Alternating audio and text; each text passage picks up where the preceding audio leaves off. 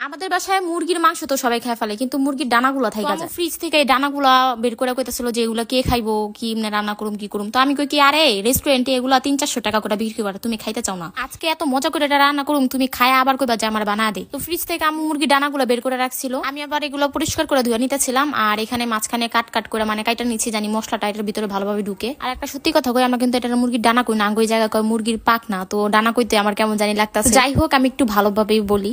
মুরগির ডানাগুলোর ভিতরে তারপর দিয়ে দিলাম আদা রসুন বাটা, তারপরে দিলাম মরিচ গুঁড়া, হলুদের গুঁড়া, তারপরে দিয়ে দিলাম সয়া সস। এখন এটা ভালোভাবে মিক্স করে নেব। মিক্স করে এটা 10 মিনিটের জন্য ম্যারিনেট করবার লেগে রেখে দিই। দেখেন আমি এটার মেইন ইনগ্রেডিয়েন্টস যেটা হলো লবণ, ওটাই আমি দিতে ভুলে গেছি। তো পরে আমি লবণ দিয়ে দিলাম, তারপরে এটা ভালোভাবে মিক্স করে আমি রেখে দিই ম্যারিনেট হওয়ার জন্য। তারপর আমি একটা পাত্রের মধ্যে ময়দা দিয়ে দিলাম। ময়দা দেওয়ার পরে ওটার ভিতরে দিয়ে দিলাম কর্নফ্লাওয়ার, মানে পরিমাণ মতো যতটুকু আমার দরকার, মানে 2 টেবিল চামচের মতো কর্নফ্লাওয়ার দিলাম আমি। তারপরে এখানে দিয়ে দিলাম একটু হলুদের গুঁড়া, মরিচের গুঁড়া, তারপরে দিয়ে দিলাম হইলো আপনার জিরা গুঁড়া, জাস্ট এতটুকুই। ও আবারও ভুলে গেছি। তারপরে এখানে দিয়ে দিয়েছিলাম লবণ। লবণ দেওয়ার পরে এটা আমি ভালোভাবে মিক্স করে নিলাম। এখন আমাদের ওই যে মুরগির ডানা আর পাক, যাই হোক মুরগির ডানাগুলো নিলাম। নেওয়ার পরে এই ময়দাগুলোর ভিতরে আমি এটা একটু কোট করে নিব ভালো করে। আলতো হাতে চাইপা চাইপা তারপরে কোট করবেন, এটা কিন্তু বেশি জাতাজাতি করবেন না।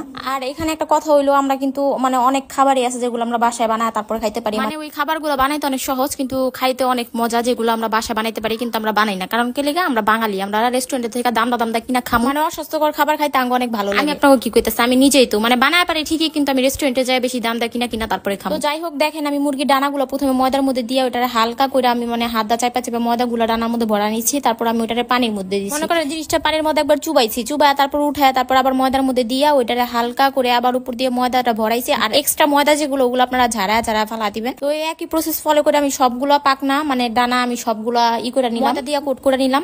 আর এই জিনিসটা আপনারা বানায় খাওয়ার পরে দেখবেন যে এত মজা, আপনারা এরপর আর রেস্টুরেন্টে যায় কিনা খাইতে চাইবেন না। আমি আজকে যেভাবে বানাইছি ওই প্রসেসটা আপনারা ফলো করে বানান। কথা বলতে বলতে সবগুলো মুরগির ডানা আমার করা শেষ, মানে কোট করা শেষ। তো এখন আমি এটা ভাজা নিবো, আর এটা ডুবা তেলে ভাজা লাগবো, তাহলে এটা জিনিসটা ক্রিস্পি। তো এখন আমি তেল দিয়ে তেলটা গরম করে সবগুলো উইংস একটা একটা করে দিয়ে দিতেছি। আর এটা হালকা ভাবে নাড়া চেড়ে আমি ভাজা নিবো। আর ইদানিং এত গরম পড়ছে, মানে কোনো কিছু করতে মন চায় না, আমার শুধু ঘুমা হয় ভাই। মানে কোনো কিছু বানায় যে খামু ওই শক্তিটা আমার শরীরের মধ্যে নাই। আমার মনটা কয় আমার কেউ মজার মজার খাবার বানায় নেয় না দেখ, আর আমি বুয়া বুয়া খাই। মানে এত গরমে কোনো কাজ করার এনার্জি পাই না শরীরে।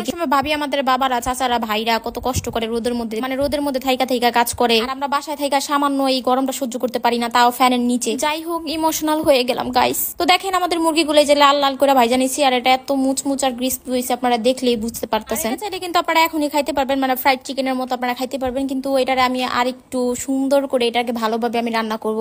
আর রেস্টুরেন্টের ভাষায় যেটাকে বলে বারবিকিউ চিকেন উইংস, তো আমি বারবিকিউ চিকেন উইংস এটার বানাবো। প্রথমে আমি তেলের মধ্যে একটু দিয়ে দিলাম রসুন কুচি, মানে রসুনটারে দেখেন কি বড় বড় করে কাটছে আমার ছোট বোন।